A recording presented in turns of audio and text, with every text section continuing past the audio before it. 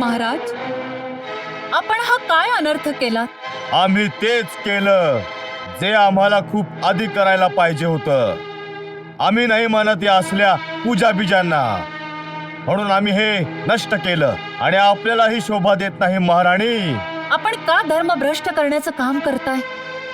आपण समजून का नाही घेत की धर्म सर्व संकटांचं निवारण करतो?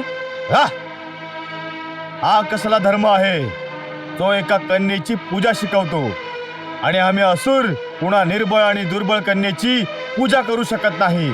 आणि आम्हाला कन्या पूजनाची आवश्यकताच काय आहे? आम्हाला हवा तो आमचा लाडका सुपुत्र मिळाला आहे, भैरव. भैरव, हे फालतूची पूजा तर त्या निसंतान संतानहीन राजा रत्नाकरला शोभते, आम्हाला नाही.